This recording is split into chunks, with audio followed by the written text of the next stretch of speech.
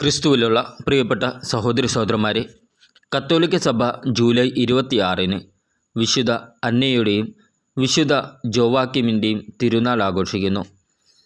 കന്യകാമാതാവിൻ്റെ മാതാപിതാക്കന്മാരായ അന്നയും ജോവാക്കിമും ദാവീദിൻ്റെ ഗോത്രത്തിൽ ജനിച്ചവരാണ്.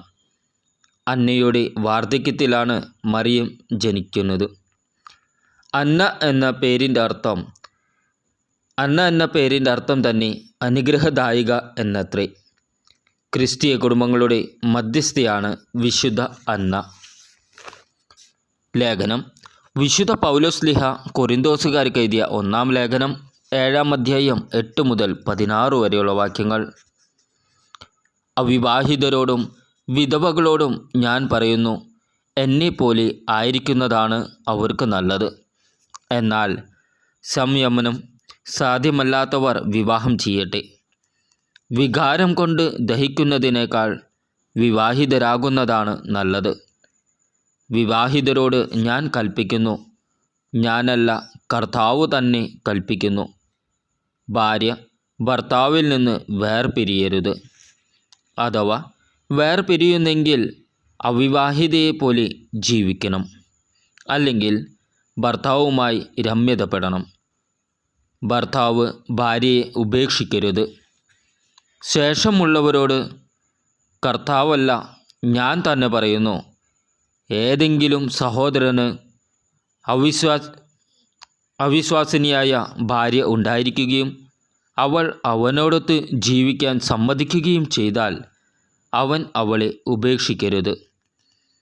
ഏതെങ്കിലും സ്ത്രീക്ക് അവിശ്വാസിയായ ഭർത്താവ് ഉണ്ടായിരിക്കുകയും അവൻ അവളോടൊത്ത് ജീവിക്കാൻ സമ്മതിക്കുകയും ചെയ്താൽ അവൾ അവനെ ഉപേക്ഷിക്കരുത്. എന്തെന്നാൽ അവിശ്വാസിയായ ഭർത്താവ് ഭാര്യ മുഖേനയും അവിശ്വാസിനിയായ ഭാര്യ ഭർത്താവ് മുഖേനയും വിശുദ്ധീകരിക്കപ്പെടുന്നു. അല്ലെങ്കിൽ നിങ്ങളുടെ മക്കൾ അശുദ്ധരാകുമായിരുന്നു. എന്നാൽ ഈ സ്ഥിതിയിൽ അവർ വിശുദ്ധരത്രേ. അവിശ്വാസിയായ ജീവിത പങ്കാളി വേർപിരിഞ്ഞു പോകാൻ ആഗ്രഹിക്കുന്നെങ്കിൽ അപ്രകാരം ചെയ്തു കൊള്ളട്ടെ. അത്തരം സന്ദർഭങ്ങളിൽ ആ സഹോദരൻ്റെയോ സഹോദരിയുടെയോ വിവാഹബന്ധം നിലനിൽക്കുന്നില്ല. ദൈവം നിങ്ങളെ സമാധാനത്തിലേക്കാണ് വിളിച്ചിരിക്കുന്നത്. അല്ലയോ സ്ത്രീ, നിനക്ക് ഭർത്താവിനെ രക്ഷിക്കുവാൻ ആവുമോ എന്ന് എങ്ങനെ അറിയാം? അല്ലയോ പുരുഷ, നിനക്ക് ഭാര്യയെ രക്ഷിക്കാനാവുമോ എന്ന് എങ്ങനെ അറിയാം? നമ്മുടെ കർത്താവായ ഈശോ മിശിഹായ്ക്ക് സ്തുതി. ഇന്നത്തെ ദൈവവചനം വിശുദ്ധ മത്തായി എഴുതിയ സുവിശേഷം 19 അധ്യായം 1 മുതൽ 12 വരെയുള്ള വാക്യങ്ങൾ. ഈ വാക്കുകൾ അവസാനിപ്പിച്ച ശേഷം യേശു ഗലീലി വിട്ട് ജോർദാന് അക്കരെ യൂദയായുടെ അതിർത്തിയിലെത്തി. വലിയ ജനക്കൂട്ടങ്ങൾ അവനെ അനുഗമിക്കുകയും അവൻ അവിടെ വെച്ച് അവരെ സുഖപ്പെടുത്തുകയും ചെയ്തു. ഫരിസേയർ അടുത്ത് ചെന്ന് അവനെ പരീക്ഷിച്ചുകൊണ്ട് ചോദിച്ചു, ഏതെങ്കിലും കാരണത്താൽ ഒരുവൻ ഭാര്യയെ ഉപേക്ഷിക്കുന്നത് നിയമാനുസൃതമാണോ?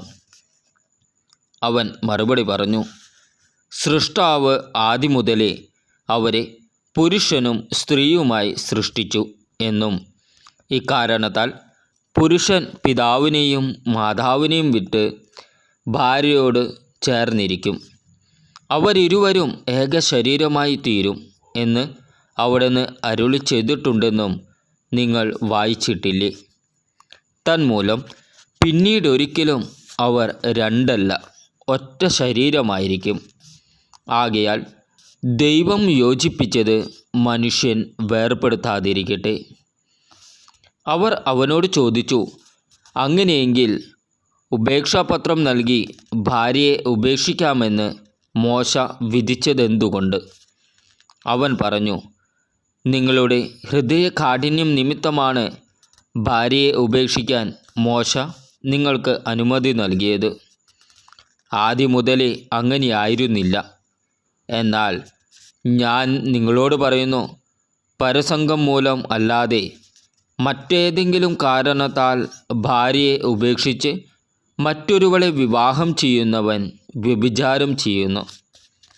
ശിഷ്യന്മാർ അവനോട് പറഞ്ഞു, ഭാര്യ ഭർത്തബന്ധം ഇത്തരത്തിലുള്ളതെങ്കിൽ വിവാഹം ചെയ്യാതിരിക്കുന്നതാണല്ലോ ഭേദം. അവൻ പറഞ്ഞു, കൃപ ലഭിച്ചവരല്ലാതെ മറ്റാരും ഈ ഉപദേശം ഗ്രഹിക്കുന്നില്ല. എന്തെന്നാൽ ഷണ്ഡരായി ജനിക്കുന്നവരുമുണ്ട്, മനുഷ്യരാൽ ഷണ്ഡരാക്കപ്പെടുന്നവരുമുണ്ട്. സ്വർഗരാജ്യത്തെ പ്രതി തങ്ങളെ തന്നെ ഷണ്ഡരാക്കുന്നവരുമുണ്ട്. ഗ്രഹിക്കാൻ കഴിവുള്ളവൻ ഗ്രഹിക്കട്ടെ. നമ്മുടെ കർത്താവായ ഈശോ മിശിഹായ്ക്ക് സ്തുതി.